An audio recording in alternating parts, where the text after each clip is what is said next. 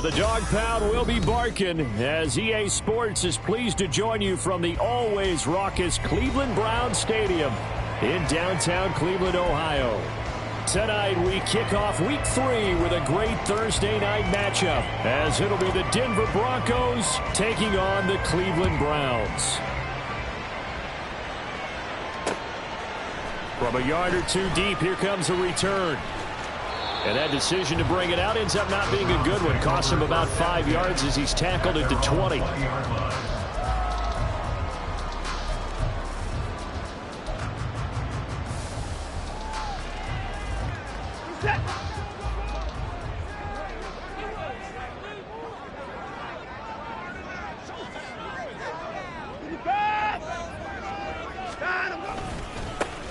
They start on the ground with Nick Chubb. And he's got it past the 30 before he's hit and dropped. Just like that, it's a gain of 12 and a first down on their first play. CD, always more eyes on these night games, and they started it off nicely there on that run. Yeah, and you're exactly right. Don't think for a second these players don't know and understand that. They want to impress their peers across the league. They also want to win the ball game. That's the way to get things going. From the 32 now, here's 1st and 10. They run it again with Chubb.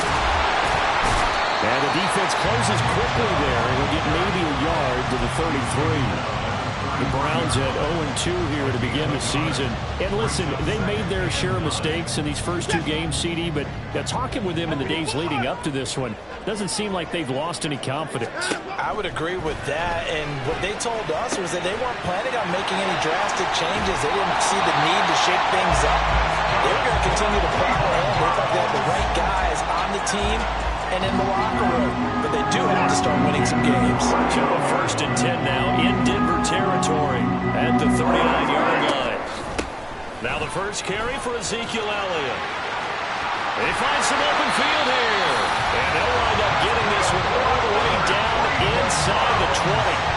2 chunk plays in a row. The last one was over 20 yards, and so is this one. They're making it look easy out there. Another first down. So far in this drive, let me do this little bit of math here. 4 plays, 3 first downs. That's a pretty good recipe for success. So from inside the 20, here's 1st and 10 at the 18. Back to the ground. This time it's Chubb. And he'll take it from the 18 to the 15. A gain of 3. Just not a whole lot of room to operate there on that carry. No, not at all. They did a really nice job staying in their proper places and not allowing any lanes to open up. Here's 2nd and 7. Now Chubb running right. And it looks like he'll be just a yard shy of the 5 here as he's out at the 6. It's a 10-yard gain there to set him up 1st and goal. They've taken this opening kickoff and marched it right down the field defensively. Not much resistance. And that's the point, because my admiration is for the guys moving the ball right now. They know what they're doing. Their plan is working.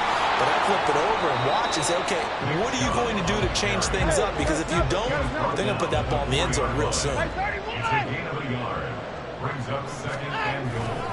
Chubb. Oh, he's going absolutely nowhere as he is hit behind the line. So they're coming up here on the 9th play of the drive, and it's 3rd and goal. Now Watson going to change the look here.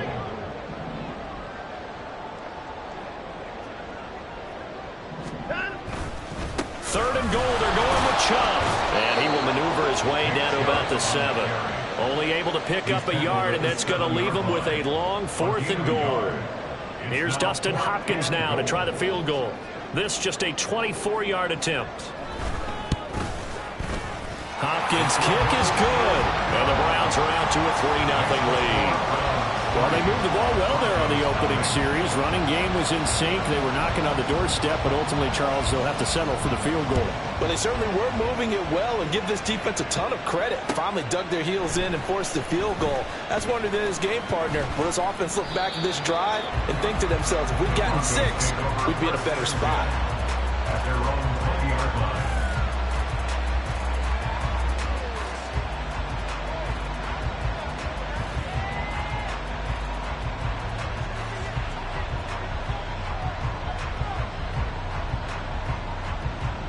They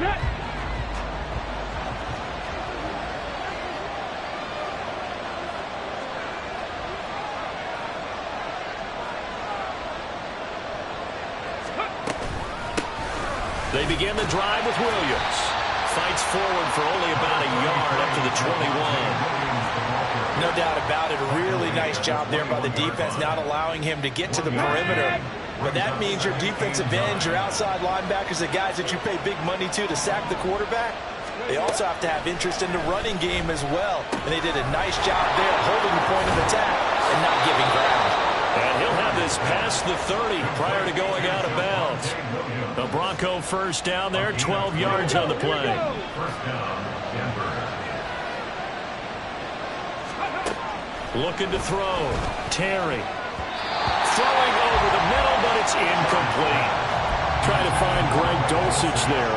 And now it's second down. We look at this Browns defense. They've been very good against the pass so far this year. Number 4 in the NFL right now. Yeah, defending the pass hasn't been an issue for them. It's been stopping the run. And if they don't stop the run, they can't get back to their strength, which is guarding against the air attack. Officially nothing on that one. No gain, so they're left with still 10 to go on third down. We talk about defenders, specifically linebackers, keeping their eyes in the right spot. He had that eye down the entire time. And you know that's not easily done because they throw a lot of misdirection at you. They try and fool you and get your eyes in the wrong place.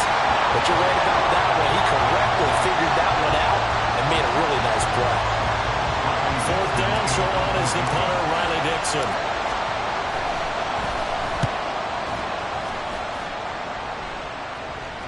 And a fair catch signaled for and taken just outside the 20-yard line. So possession goes over here on the punt. And the Browns will take over, 1st and 10. The Browns drive about to get started. Winless to start the year at 0-2, and now they get the Thursday night game here in Week 3. So, I don't know, does the fact that they're back out so quickly, Charles, help or hurt their cause? Oh, I say unequivocally help, because you always want a Thursday game earlier in the schedule rather than later, just because the grind of the season hasn't really set in yet. But also, if they can get a win here, they get a mini open week, recharge a little bit, and carry some fresh momentum into the rest of the season. Up the middle, it's Chubb. A pickup of about 3 yards as he's taken down at the 31.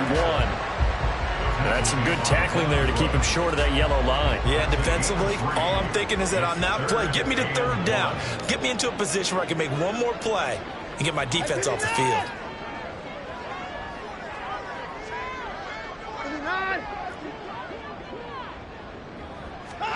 Watson to throw on 3rd and 1. He had a man open, but he missed him, and it's incomplete. Whether that's a little grabbing, a little hand fighting, by any means necessary on third down, he was able to get the job done in the secondary and swat that one away. And Bojorquez on to punt as he gets it away. Shrugs the tackle. Nice. It's a 46-yard punt, 2 on the return. And the Broncos take over, 1st down and 10.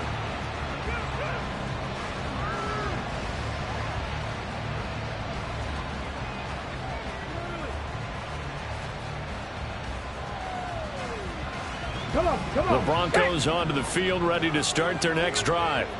And they are losers of 2 straight coming into this Thursday night game. Is it more difficult, CD, when you take a losing streak into a quick turnaround game like this? It certainly is, because you don't get time to work on the issues that you've had throughout the season that have caused you to have the record that you're having. You can't really get those set. So now you're trying to minimize those and maximize what you've been doing well. And I remember a game recently where one of the assistant coaches said to the head coach, forget our running back rotation.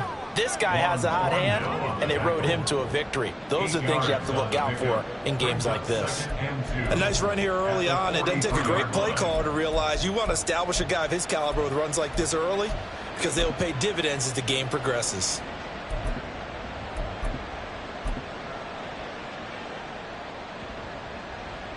Now a 2nd and 2.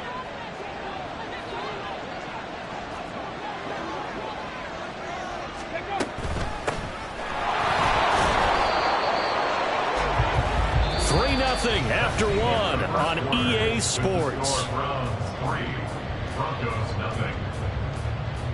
Broncos football as we begin quarter number 2. As they've got it with a 1st and 10. Let's go now. Come back, team. Come back. Now they'll switch it up here and look to throw. Got his man. It's Dulcich. Just a gain of a couple there.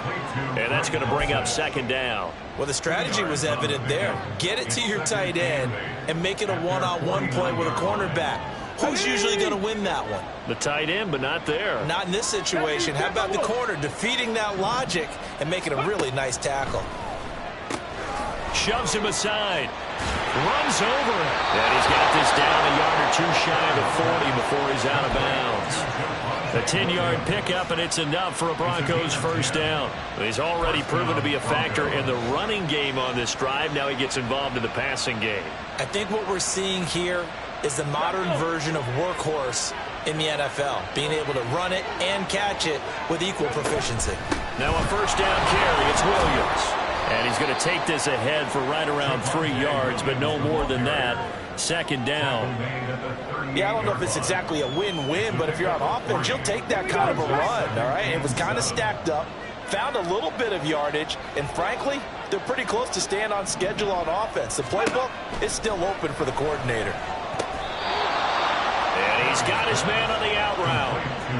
His first catch there, good for 10 yards and a 1st down. But it appears that they read man defense and went to the out route, and what you have to do on that one is the receiver's got to make sure he works the defender towards the middle of the field to give himself space to cut to the outside and have that ball delivered with good timing, and they got it done. And now a throw on 1st down there, but it's incomplete. Well, a momentary speed bump there with that throw, partner. The defense had other ideas, and they're trying to mount a small stand before this drive reaches the end zone. He'll try again with the arm here on 2nd down. And that's going to be incomplete. Good effort there trying to take a shot, but it's 3rd down.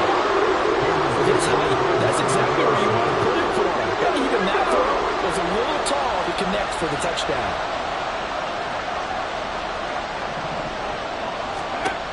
They'll look to throw again. They'll set up the screen. This is Williams.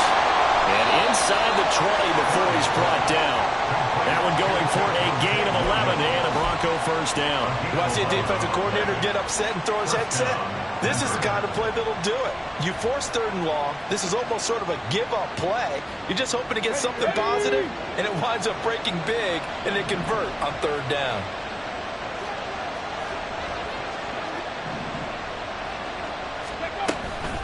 Now a give up the middle to Williams. And he is met in his tracks behind the line of scrimmage. 2 yards the loss, 2nd and 12. That's a tough one right there. He ran right into the teeth of the blitz as the linebacker was freed up in order to stuff that one for a loss. I think quarterbacks got to see that. Got to find a way to audible into something a little more advantageous. Looking middle, and that's complete. And a good gain here of 9 from the 19 down to the 10. He kept the receiver in the short field, but that let his quarterback get the ball quickly to him before either guy in double coverage could react. Off the play fake. Terry. He had him. He was open, but he couldn't get it to him. It's incomplete. Like what I see so far out of this defense, because they've been showing their best coverages on 3rd down. So far, only allowed 1 conversion on a handful of attempts. One area of their game plan that they've executed to perfection. So they put together a good little drive there, but ultimately stalling out in the red zone. Yeah, I know a lot of people look at it as a little bit of a negative. They didn't get 6 points out of it, right? Didn't get the touchdown. But that's actually okay. They got 3 points, able to give their defense a little bit of rest, let them settle down over there. So all in all, to me, that's a good drive. Field goals all we've had so far. 3-3 now as the kick is away. And he won't return this one. He'll go down to a knee, and they'll start at the 25.